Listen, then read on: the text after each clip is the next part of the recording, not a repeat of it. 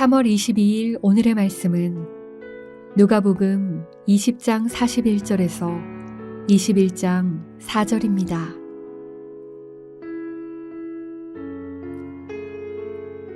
예수께서 그들에게 이르시되 사람들이 어찌하여 그리스도를 다윗의 자손이라 하느냐. 시편의 다윗이 친히 말하였으되 주께서 내 주께 이르시되 내가 네 원수를 내 발등상으로 삼을 때까지 내 우편에 앉았으라 하셨도다 하였느니라. 그런즉 다윗이 그리스도를 주라 칭하였으니 어찌 그의 자손이 되겠느냐 하시니라. 모든 백성이 들을 때에 예수께서 그 제자들에게 이르시되 긴 옷을 입고 다니는 것을 원하며 시장에서 문안받는 것과 회당의 높은 자리와 잔치의 윗자리를 좋아하는 서기관들을 삼가라. 그들은 과부의 가산을 삼키며 외식으로 길게 기도하니 그들이 더 엄중한 심판을 받으리라 하시니라.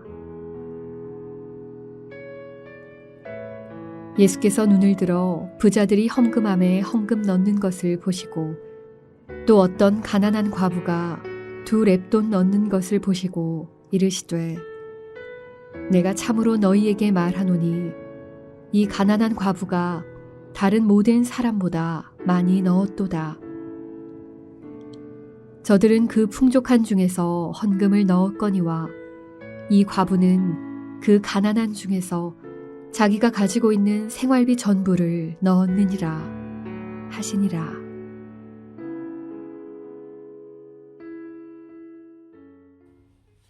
누가복음 20장은 종교 지도자들이 예수님과 논쟁을 벌이고 있는 내용을 담고 있습니다.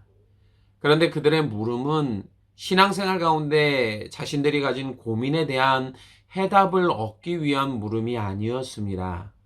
대신 예수님으로부터 허점을 끄집어내서 그를 향한 사람들의 인기를 어떻게 하면 잠재울 수 있을까를 위한 논쟁이었습니다. 그러나 물음에 대한 예수님의 대답들은 모두가 그들을 놀라게 했습니다. 그 어디에도 흠잡을 데가 없었고 예상을 뛰어넘는 대답들이었기 때문입니다. 어쩌면 그들은 예수님에 대해서 잘 알고 있다라고 생각했을지도 모릅니다. 출신은 나사렛이며 그의 아버지는 목수로 어려서부터 제대로 된 유대인의 교육을 받지 못했다라는 것을 알았습니다. 마태복음 13장 56절에서도 그 누이들은 다 우리와 함께 있지 아니하냐. 그런즉 이 사람의 이 모든 것이 어디서 났느냐라고 말하면서 이것이 예수님의 말씀을 들으면서도 지금까지 그를 배척했던 이유였고 생각들이었습니다. 예수님은 이러한 생각들을 가지고 있던 종교 지도자들에게 구약 성경의 한 구절을 말씀하고 계십니다. 그러면서 자신의 권위에 대해 풀어가십니다. 특별히 이 말씀은 그들이 위대한 왕으로 존경했던 다윗 왕의 고백이었습니다. 그런데 예수님이 이 말씀을 하시는 이유는 분명했습니다. 그것은 종교 지도자들이 예수님 자신을 누구로 믿고 있는지에 대해서 스스로 정의를 내리도록 하시기 위해서였습니다. 이것이 중요한 이유는 예수님이 누구인지를 알고 그분을 믿기를 결단하지 않으면 다른 영적인 문제들도 무의미해져 버리기 때문입니다. 예를 들면 이런 것입니다. 한 사람이 큰 병을 앓고 있습니다. 그 병의 원인은 몸 안에 있는 암 때문입니다. 완전한 치료를 위해서 수술로 암 덩어리를 제거해야만 합니다. 그것만이 정답입니다. 그런데 이 사람은 그렇게 하지 않습니다. 오히려 몸에 좋다고 하는 영양제만을 먹으면서 자신의 몸이 회복되어지기만을 바라고 있었습니다. 이것이 지금 종교 지도자들의 모습이었습니다. 그들은 죄인이었습니다. 이 죄의 문제는 자신의 힘으로 해결할 수 없는 것들이었습니다. 그런데도 조상으로부터 받은 율법을 지키는 것으로 의롭게 될 수 있다라고 여겼습니다. 스스로 율법을 지키려고 애를 써봐도 지킬 수 없다라는 사실을 알면서도 겉으로 거룩한 척을 하는 것이 그들이 갖고 있는 문제였습니다.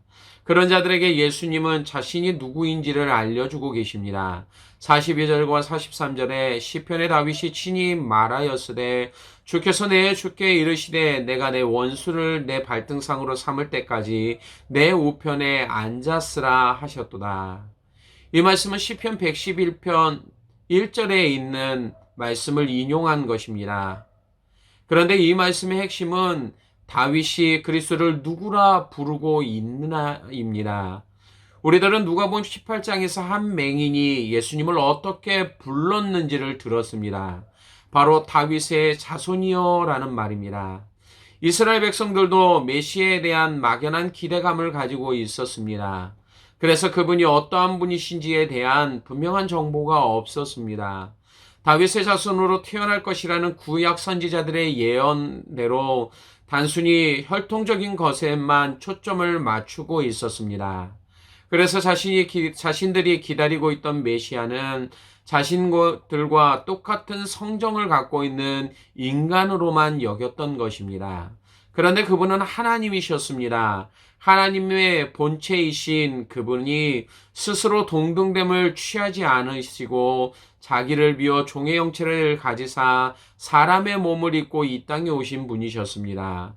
그것도 죄인된 모든 인류에게 구원의 은혜가 무엇인지를 알려주시기 위해 오신 것입니다. 비록 그들은 다윗의 자손으로 태어났다라는 정보는 있었지만 그분이 육신을 입고 오신 하나님이라는 사실은 이해하지 못했습니다. 그런 그들을 향해 예수님은 지금 다윗의 고백을 통해 반문하고 있던 것입니다. 41절에 사람들이 어찌하여 그리스도를 다윗의 자손이라 하느냐라고 말입니다. 다윗의 표현 속에서 우리들은 세 가지의 중요한 사실을 발견하게 됩니다. 메시아가 누구이시며 그분의 위치와 함께 이루실 일이 무엇인지에 대한 정보를 제공하고 있기 때문입니다. 첫째는 다윗은 오실 메시아를 주라고 부릅니다.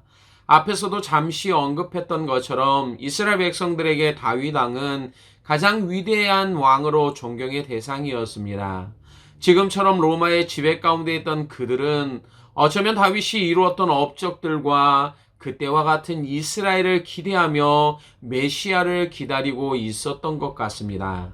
실제로 이러한 기대감은 예수님이 행하시는 놀라운 기적과 인기를 보았을 때 억지로 예수님을 붙들어 임금을 삼으려고 했던 행동으로 나타나기도 했습니다. 그런데 다윗이 메시아를 가리켜 주라고 부르고 있었습니다. 주께서 내 주께 이르시되라고 하는 표현은 마치 자신의 주인의 말을 경청하고 있는 종의 모습을 연상케 합니다. 이처럼 다윗은 메시아에 대한 절대적인 순종을 하고 있음을 보여주고 있는 것입니다. 두 번째는 그분의 권세입니다. 43절에 내 우편에 앉았으라 하셨도다. 이 말씀은 하나님이 메시아를 향해 하신 말씀으로 그분이 가진 권세가 어떠한 것인지를 나타냅니다. 특별히 내 우편이란 하나님 보좌 우편을 가리킵니다. 보좌 우편에 앉았다라는 것은 하나님과 친밀한 관계 가운데 있었다라는 말입니다.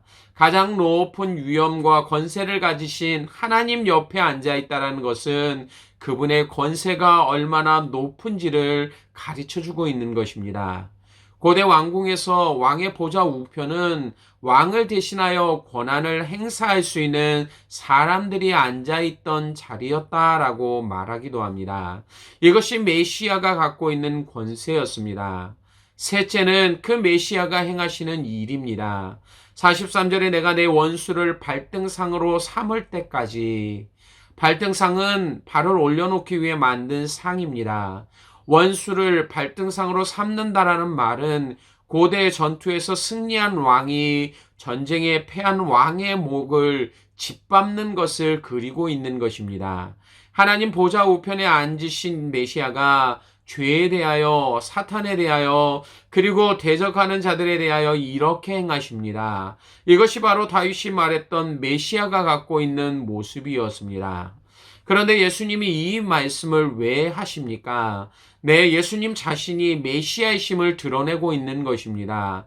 예수님의 권위에 대해 묻고 있던 종교 지도자들을 향해 자신이 누구인지를 지금 말씀하십니다. 이 권세는 누구처럼 얻기 위해 노력한 것이 아닌 원래부터 자신에게 있었다라고 말씀하십니다. 그에게 있는 권세로 여전히 대적들을 향해 심판을 내리실 수 있는 분이심을 말하고 있는 것입니다.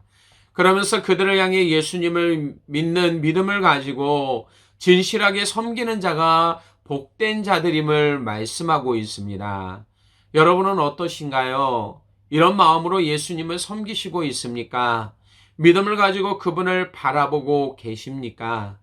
예수님의 권위를 물었던 서기관들의 모습을 보십시오. 46절에 그들은 긴 옷을 입고 다니는 것을 원하며 시장에서 문안받는 것과 회당의 높은 자리와 잔치의 윗자리를 좋아했던 사람들입니다. 47절에서도 자신들을 가리켜 거룩한 자들이다라고 했던 그들이 과부의 가산을 삼키며 기도할 때에도 진실함이 아닌 외식으로 길게 기도하기를 좋아했던 자들이었습니다. 결국 그런 자들에게 예수님은 더 엄중한 심판을 내리시겠다라고 지금 말씀하고 있는 것입니다. 사랑하는 성도 여러분, 이 시간 예수님을 바라보는 나의 마음을 살펴봅시다. 과연 예수님을 바라보는 나의 마음은 어떠십니까? 그분을 제대로 알지도 못하면서 나는 예수님을 안다라고 말하고 있지는 않으십니까? 그래서 예배한다라고 하지만 중심이 없는 예배를 그분께 드리고 있지는 않으십니까? 그렇다면 기도해야만 합니다. 우리의 마음을 변화시키시고 영적인 눈을 뜨게 하셔서 예수님을 온전히 바라볼 수 있도록 해달라고 부르짖을 수 있는 우리의 삶이 되어야만 합니다. 이것을 통해서만이 우리의 마음이 온전히 주님께로 향할 수 있게 되어집니다.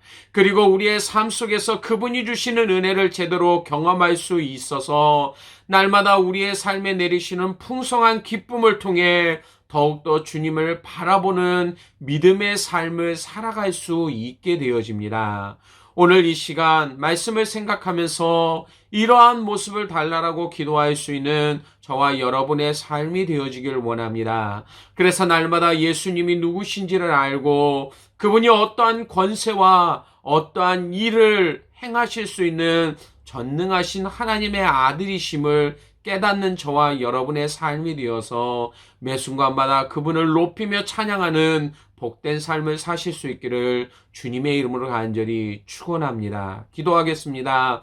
아버지 하나님, 오늘도 우리에게 주신 말씀처럼 메시아이신 예수님이 또한 어떠한 분이시며 우리의 삶 가운데 어떠한 경배를 드려야 될 분이심을 알게 하시니 감사합니다.